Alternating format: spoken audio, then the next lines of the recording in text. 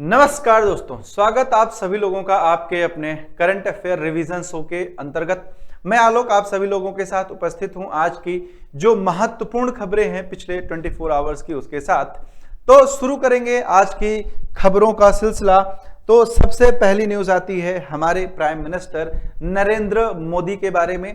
इन्होंने एक रिकॉर्ड बनाया है और वो रिकॉर्ड ये है कि ये भारत के सबसे अधिक समय तक सेवा देने वाले सरकार के प्रमुख बने हैं। यानी कि इनका जो मुख्यमंत्री और प्रधानमंत्री पूरा कार्यकाल अगर मिलाया जाए तो इन्होंने लगभग 8,931 दिन जो है वो पूरे किए हैं सत्ता में। तो इस दौरान इन्होंने गुजरात के मुख्यमंत्री का पद और भारत के प्रधानमंत्री का पद दोनों संभाला है। तो इसको मिला करके इन्होंने ये रिकॉर्ड जो है वो बनाया है। इसके पहले जो ये रिकॉर्ड था वो सिक्किम के एक पूर्व चीफ मिनिस्टर थे जिनका नाम था पवन कुमार चामलिंग।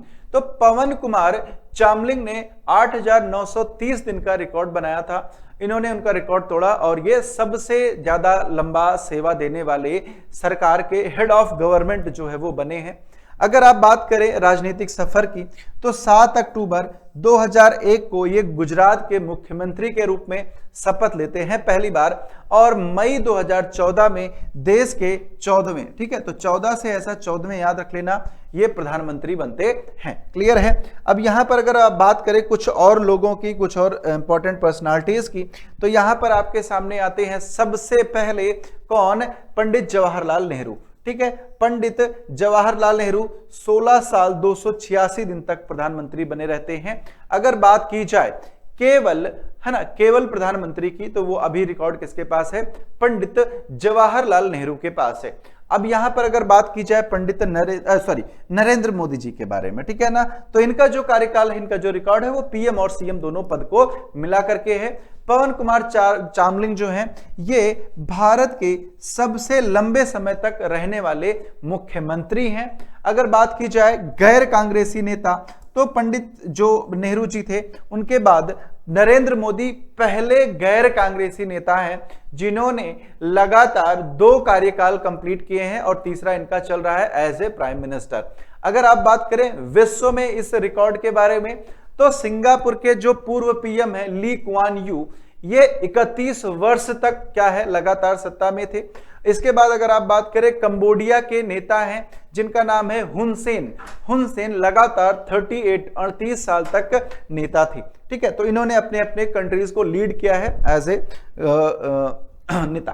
ठीक है, इसके बाद आते हैं एक बहुत ही इंपॉर्टेंट, मोस्ट इंपॉर्टेंट, ये है, इसका नाम क्या है? इसका नाम है अंतरराष्ट्रीय सम्मेलन प्रकृति 2026। कहां पर आयोजित किया गया? तो इसका आयोजन किया गया नई दिल्ली के अंतर्गत। नई दिल्ली में क्या है, इसको हमने और क्या बोला? तो भारत इलेक्ट्रिसिटी समिट 2026 के तहत इसको आयोजित किया।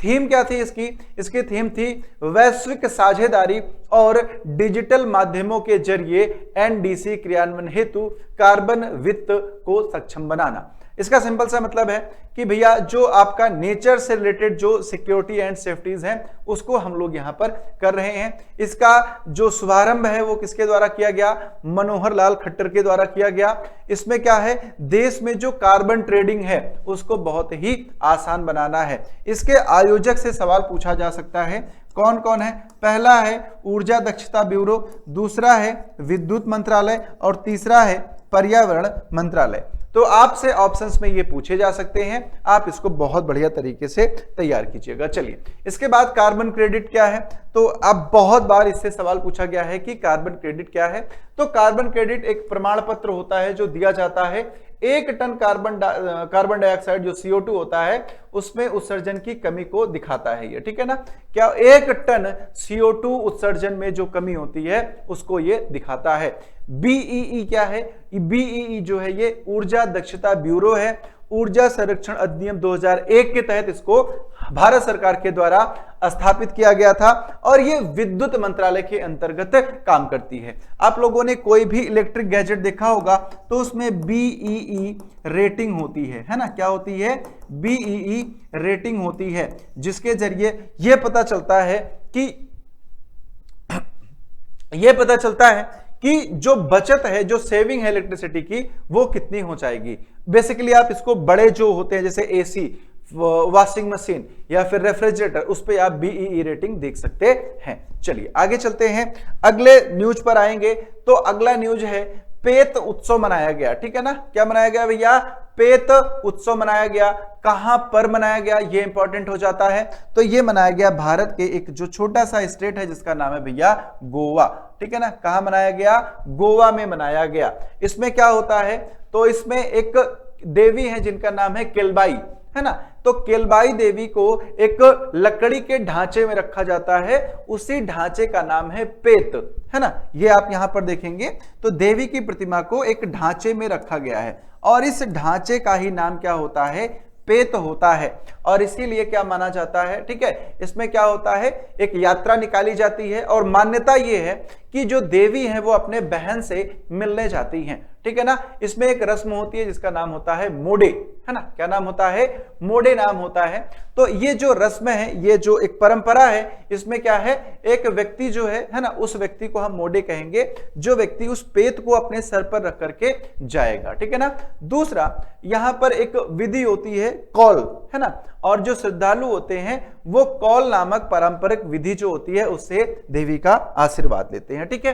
तो इंपॉर्टेंट हो जाता है पेत महोत्सव, आप लोग याद रखिएगा कहां मनाया गया है? गोवा में मनाया गया है। आगे चलेंगे तो यहां पर कुछ और त्योहार हैं, जैसे सबसे पहला है सिग्मो।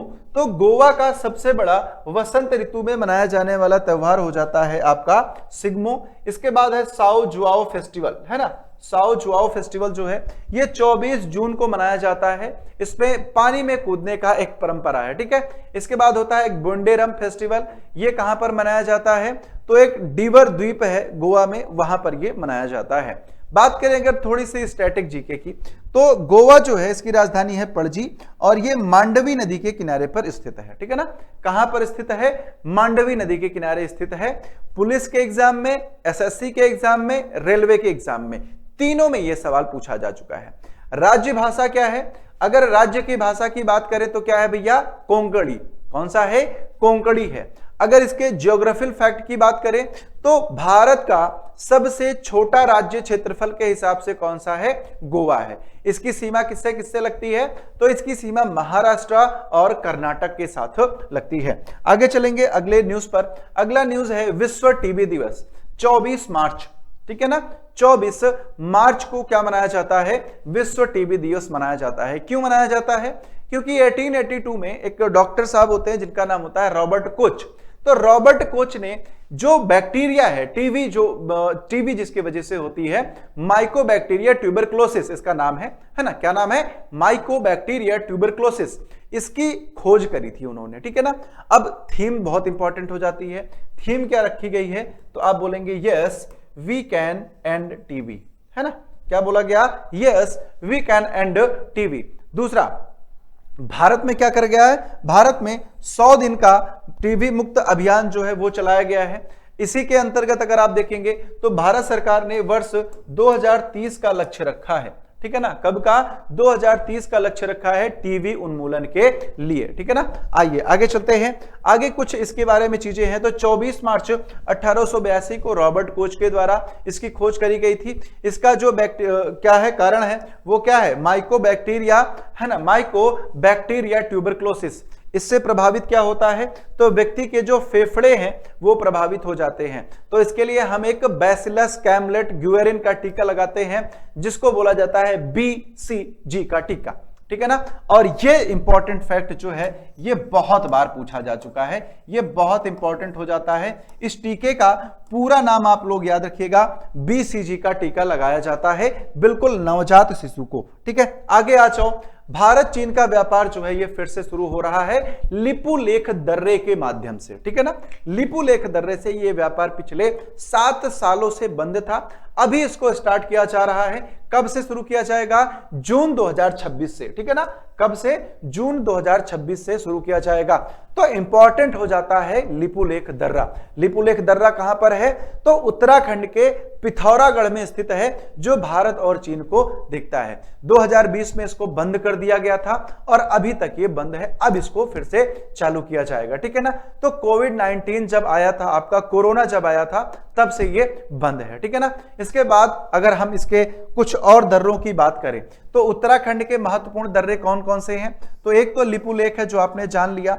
इसके बाद ही क्या है, हमारे पास एक ट्रिक है, हेमा मालिनी उत्तर में। तो मालिनी से क्या हो जाएगा? माना, नीति और लिपुलेख, है ना। माना, नीति और लिपुलेख, ये तीन दर्रे कहां पर हैं? ये तीन दर्रे आपके उत्तराखंड में स्थित हो जाते हैं। हिमाचल प्रदेश, है ना, क्या है भैया? हिमाचल प्रदेश। तो इसमें क्या हो जाएगा? सिपकिला दर्रा, ठीक है, क्या हो जाएगा? सिपकिला दर्रा। तो सतलुज नदी इसी दर्रे से भारत में प्रवेश करती है। बहुत इंपॉर्टेंट फैक्ट हो जाता है, सतलुज नदी क्या करती है? इस दर्रे से भारत में प्रवेश करती हैं। इसके बाद सिक्किम में क्या है भैया? नाथुला दर्रा, ठीक है ना, क्या है? नाथुला दर्रा। और नाथुला दर्रा जो है ये भारत और चीन के मध्य व्यापार का बहुत ही पुराना एक मार्ग हो जाता है। क्लियर है? इसके बाद एक आखिरी न्यूज वैश्विक आतंकवाद सूचकांक के बारे में, ठीक है ना। किसके बारे में? वैश्विक आतंकवाद सूचकांक के बारे में बात करते हैं। तो इसमें पहली रैंकिंग किसकी आई है? पाकिस्तान की आई है। देखो, माना क्या गया? ठीक है, माना गया कि पाकिस्तान जो है ना, पाकिस्तान जो है ये सबसे ज्यादा प्रभावित है किससे? आतंकवाद से। अब मुझे समझ में ये नहीं आता कि इसको बनाता कौन है ना। प्रभावित है या ये बाकी देशों को प्रभावित कर रहा है, ये सोचने वाली बात है। और आप भी कमेंट करके बताइएगा कि पाकिस्तान सबसे ज्यादा प्रभावित है या पाकिस्तान सबसे ज्यादा बाकी देशों को प्रभावित करता है आतंकवाद से। ठीक है, यहां पर प्रमुख कुछ आतंकी संगठन है, जैसे एक होता है टीटीपी, है ना, यानी कि तहरीक-ए-तालिबान। फिर एक है बलूचिस्तान लिबरेशन आर्मी, हालांकि इसको हम आतंकवादी नहीं बोल सकते हैं, ये आजाद होने की तरफ अग्रसर हैं। इसके साथ ही अगर आप एसएससी और रेलवे दोनों की प्रिपरेशन कर रहे हैं तो आपके पास है मास्टर पास, जिसमें आपको एसएससी और रेलवे की सारी जो तैयारियां हैं, सारे एग्जाम्स की जो तैयारी है वो एक साथ करने को मिल जाएगी। ये 12 महीने और 24 महीने के आपके जो टाइम पीरियड है, जो वैलिडिटी है, उसके साथ आपके सामने लाइव है प्राइस के साथ, तो आप इसमें एनरोल हो सकते हैं। कमेंट करके जरूर बताना आपको वीडियो कैसी लगी। मिलते हैं आपसे अगले सेशन में, तब तक के लिए आप सभी लोगों को प्यार भरा नमस्कार। जय हिंद, जय भारत।